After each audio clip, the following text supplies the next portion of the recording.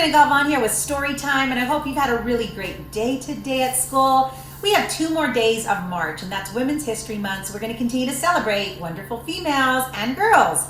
Tonight is no different. I'm going to read to you Sofia Valdez, future president. So it's a little girl who's going to be president of the United States, and absolutely that is possible if you set your heart on it and you make your dreams come true.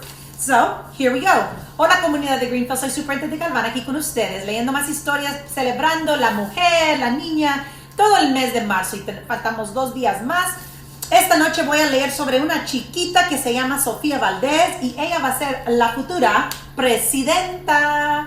Ella tiene sus sueños y va a obtenerlos igual como ustedes. So, muchas gracias por estar aquí conmigo y ojalá que disfruten con esta historia. I hope you enjoy this story because it is time for story time. Let's see what Sofia Valdez does.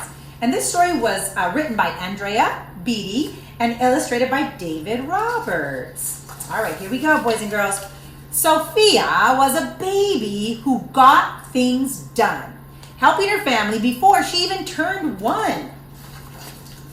She and Abuelo went out every week to help elderly friends around Blue River Creek who couldn't get out and about on their own, and with no place to gather, they were stuck home alone. So look at that. They would take groceries to them. That is so nice. Raking the leaves, taking pets for a walk, or just dropping up for a treat and a talk. Sofia Valdez did as much as she could for her family and her friends and her whole neighborhood. A dreamer, a doer, a real-life go-getter. Most people like good, but Sofia, she likes better. So good isn't good enough for her. She likes to do more. Oh, wow, look at this page. So, each morning, Abuelo walked Sophie to class. They walked home again after Blue River Pass, making plans, munching cookies, Abuelo and girl. Except for that Tuesday when Pup saw the squirrel. With a howl, Pup took off, racing all through the town, over, under, beneath, and around. Sofia scrambled to try to keep up with the hollering man and the howling pig. Pup, not pig. All right, let's see. What happens next? Up the squirrel ran to the top of a hill made of leftover junk from the local landfill. They reached the tip top of that mountain of trash, which jiggled and broke with the ear-splitting crash. Down they all tumbled and hit with a thud on a moldy old pumpkin surrounded by mud. Ouch, cried Abuelo. He struggled to stand, a dangerous mess, he said, grasping her hand. The next day, Sofia walked to school solo, but it wasn't the same without her Abuelo. This is not right, declared Sofia, who glared at the Mount Trashmore and got an idea.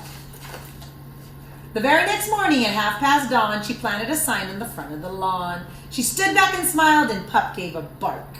Get rid of Mount Trashmore. Let's build a new park. Ooh, she has a great idea. Each of her neighbors had something to say about branches and fountains and places to play. Meeting spots, gardens, a basket for bees, a rubber duck pond, and a kiosk for cheese.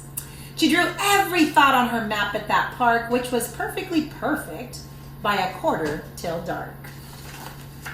She drifted to sleep in her soft, cozy bed. Then, bam, she woke up with an idea in her head. Her heart skipped a beat as she realized each one of her neighbors had said, "Let me know when it's done." They all thought Sofia could build it alone. But how could one girl do that on her own? The weight of that thought made her tender heart ache as night thunder growled and she lay wide awake. Then dawn brought a storm and the gloomy sky wept, and the heart-sick Sofia finally slept. Abuelo baked cookies when Sophie got up. He gave her a bagful and sneaked one for the pup.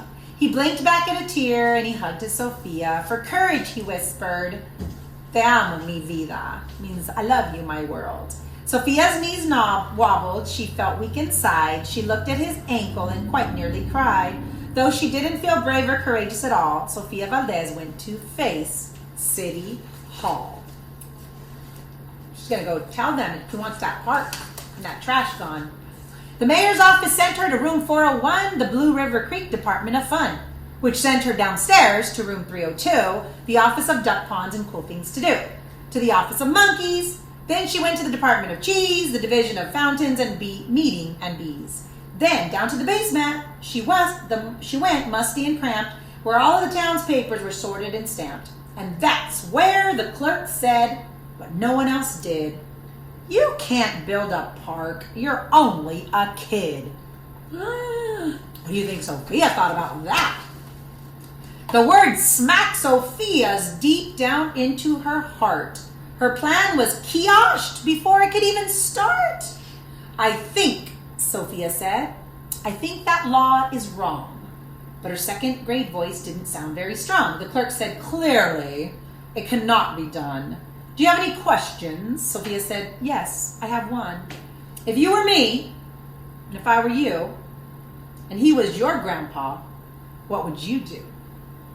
Well, said the clerk. Then she said nothing at all. She thought and she thought. Then she sent out a call to every employee throughout City Hall. The entire government of Blue River Creek crammed into the office to hear Sophia speak. But her words jumbled and her cheeks turned bright red, and a dozen emotions rushed through her head. Her heart beat so loudly she thought it would crack.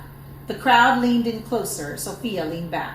Then her arm brushed the edge of the old cookie shack. And that was the moment when Sophia first knew being brave means doing the thing you must do.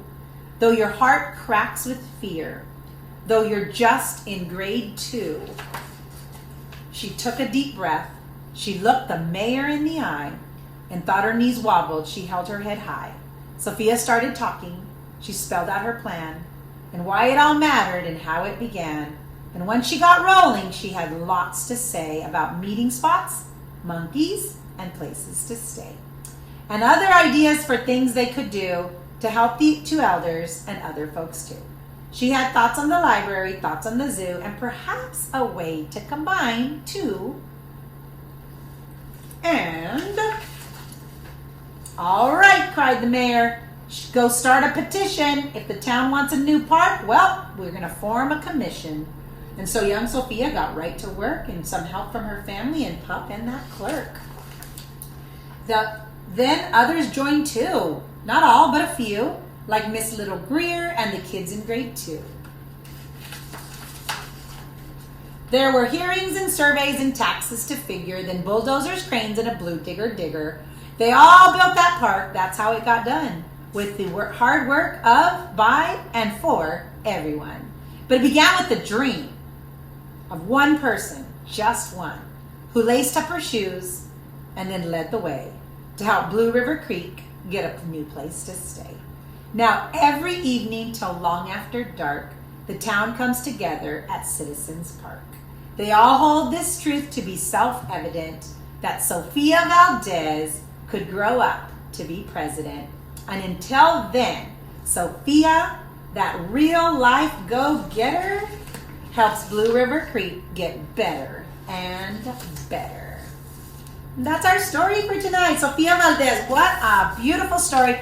There's so many of you out there in all of our Greenfield schools. If you see something in Greenfield that you want to change or you want something new, you could be just like Sophia and go to City Hall and talk to the nice people over there on what your dreams are.